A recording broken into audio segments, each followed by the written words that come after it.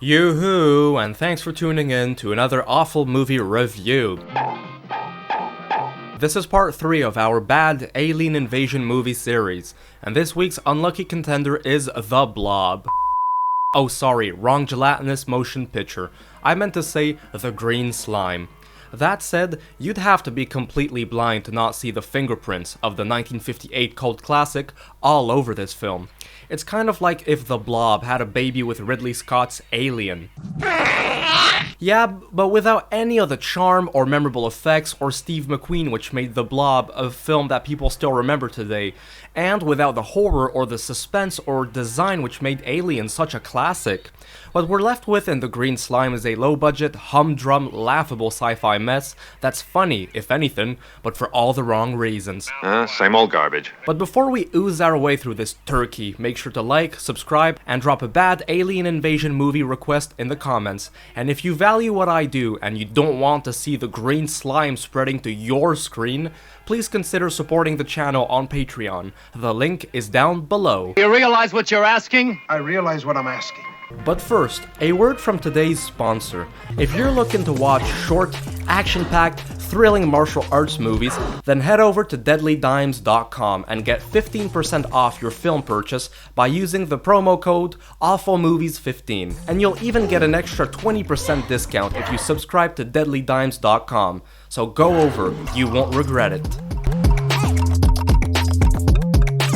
Now, The Green Slime has an interesting backstory. It was filmed in Japan with a Japanese director, but most of the cast was American.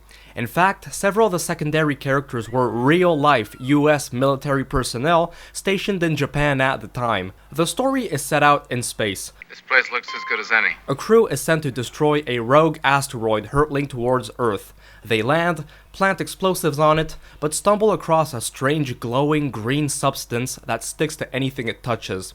And of course, someone just had to bring it back on board to study it. Classic move. But after an emotional outburst, our quote-unquote hero breaks the jar containing the slime, splattering it on an unlucky crew member.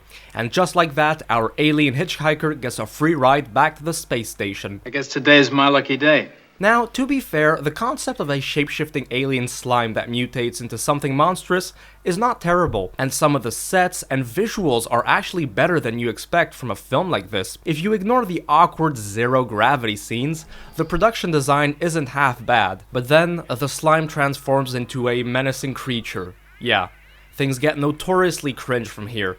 Now this confirms my first guess. The alien turns into a one-eyed killer monster, frantically waving its tentacles around. And for some reason, out of all the noises they could have picked for the creature, the sound design choice went towards the alien sounding like a crying baby.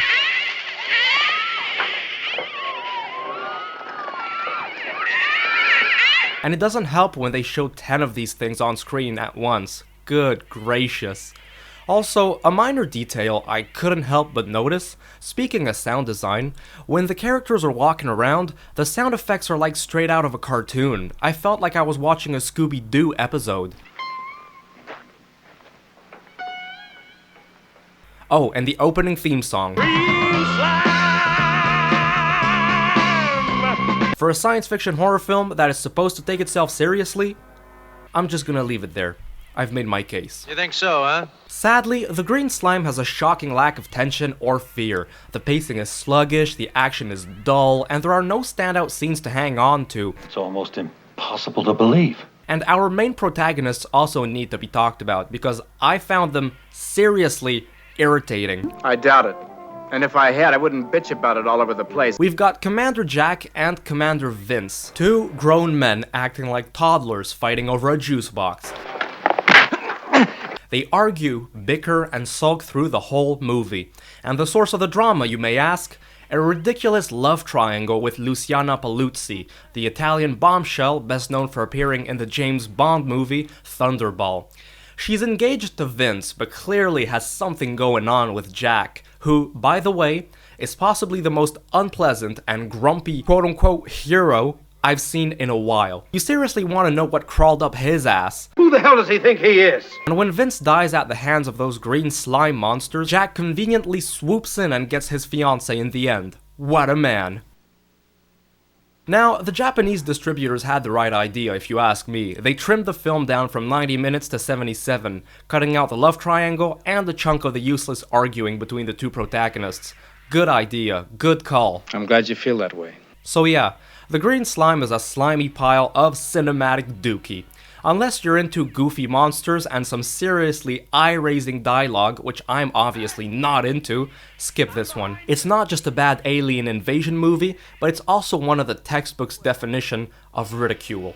Thanks for watching, and stay tuned for part 4 of our bad alien invasion movie series. And until then, what an awful movie.